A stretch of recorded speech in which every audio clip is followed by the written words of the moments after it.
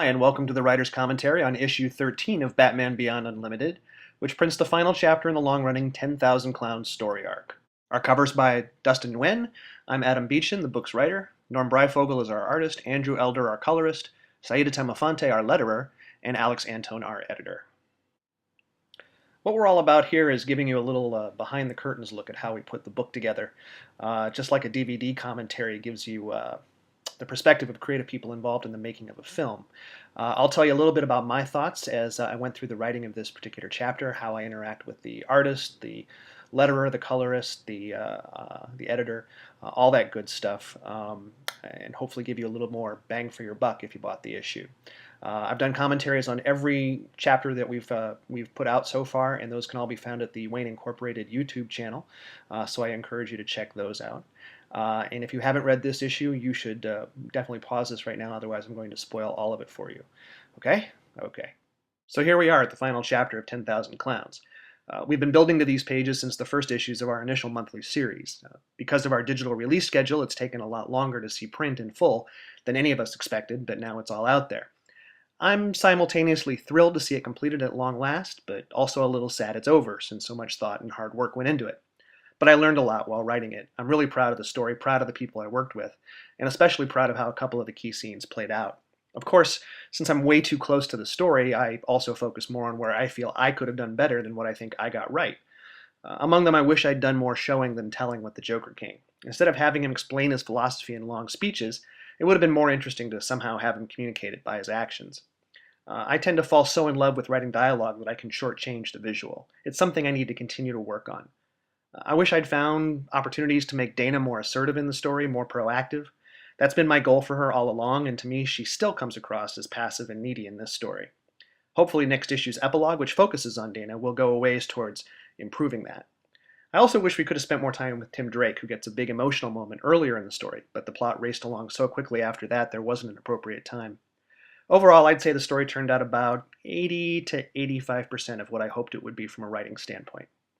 On this first page, I just want to point out how perfect the layout is. The equal close shots of the Joker King and Dick in the top tier, the single panel showing them rushing towards each other in the middle, and the large half-splash bottom tier in which Batman breaks up the symmetry, getting back into the fight. Simple, clean, gorgeous to look at. In other words, Norm must have drawn it. There's a couple things I want to point out here with page 2. Now in this panel, Joker King kicks Dick in the hip.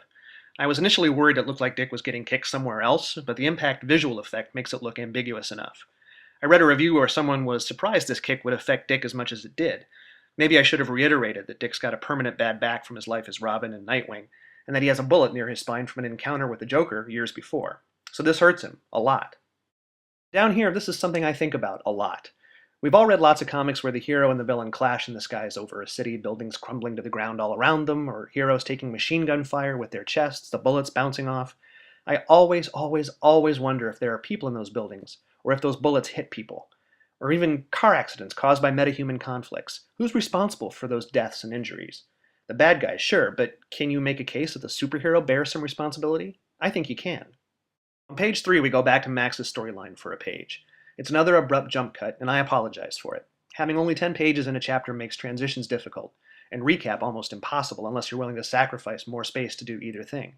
My rationale, and maybe it's imperfect, is that the other chapters are available easy enough that if you feel you missed something, you can go back to the source and find it.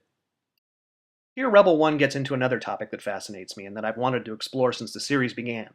The idea that Gotham is vertically stratified according to class, that rich people never need to walk on the ground, and poor people literally never see the sky. It was touched on in our story about the new Vigilante's origin, but it's a main driving force behind the storyline to come, Undercloud. I still think there's a lot to be explored about how Gotham organizes its classes. Bottom of the page, we see the instrument Rebel 1 intends to use as her tool to reshape Gotham, literally. I'm pretty giddy about this personally and been waiting to see it for a long time. Those of you who've been reading DC books forever will recognize this robot. This is how that robot appeared in a very famous DC story. I'll talk more about it in commentaries to come, for sure. Here on page 5, Dick recovers enough to save Batman with a throw of some bat darts he's had all these years. Now this just occurred to me as I sat down to do this. I think it's kind of cool and weird at the same time that after all this time, after all that's happened, Dick is once again playing Robin to Batman, just a different Batman. Page 6, the Joker King makes the case that whatever happens to him from here on out is meaningless, just as he feels everything is meaningless because he's already accomplished what he set out to do: kill a lot of people. That can't be undone. So, in that sense, Batman has lost, and evil has triumphed. I think Joker King knows that, one way or another, he's not making it out of this situation. He's either going to jail or die. This is a pretty depressing story, really. It's one thing if the villain's goal is to rob a bank. The hero can simply stop him. In this story, the Joker King, who just wanted to cause a lot of pain and suffering, showed how easy it was to do that and how hard he can make it for Batman to stop him. The Joker King had already done most of his damage before Batman even knew what was going on. Batman's been given a lot to think about by this story, and it's going to lead to a lot of questions. In truth, the Joker King probably could have gotten away with everything, but he did have one major weakness: his hatred for his family. As much as he feels everything in life is arbitrary and meaningless, he wasn't able to keep this from being personal. He had to show his family, after all the neglect he felt that they showed him. The Joker King didn't have to leave the cemetery to come into Gotham as it burned, but he had to at least show Mom and Dad and Sis what a big shot he was. It won't cost him his plans, but it will cost him the one thing he has left. Just a small callback here to a scene in the first issue of our last monthly series, where Dana delivers the same kind of blow to Terry, who's taken her by surprise. It's a chance to remind readers that Dana is, at least a little, physically capable. Here I wish I'd gone with a different, maybe more graphic sound effect to really get the message across that the Joker King is dead, because he is. I think he's a great character with a real point of view that makes the Joker a different kind of scary and creepy, and Norm did a hell of a job designing him, a really distinct look. It's a bummer for me because the Joker King is my big addition to the Batman Beyond Rogues gallery, and I kill him off at the end of his very first story. But in plotting it out, having it end any other way would have felt off-theme and inappropriate. I looked for loopholes, and I couldn't find any. Of course, in this day and age, everyone in comics dies and comes back, so never say never. But for our purposes, the Joker King is dead, although his impact should be felt for a long time to come. And then, on the last page, the finish of the story sets up a lot of the emotional stuff to come. Here, Dana expresses the first inklings of survivor's guilt. After an insane criminal is gone, his family remains, needing to cope not just with his actions, but the loss of a family member as well. That's a lot of heavy, conflicting emotions that don't go away overnight, or in the space between issues. A movie called Beautiful Boy got me thinking about this kind of situation. And here, even as he says the words, Terry's asking himself, who did win? Who lost?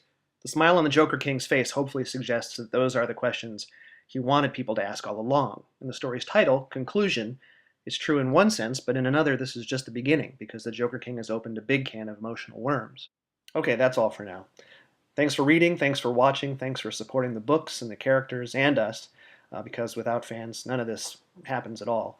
So we hope that you'll tell your friends to read more comics, hopefully ours. If you have any questions or comments, you can send them to batmanbeyondcommentary@gmail.com. Batman Beyond Commentary is all one word, and we'll put that address up here in a second as we sign off. Thanks again. See you next time.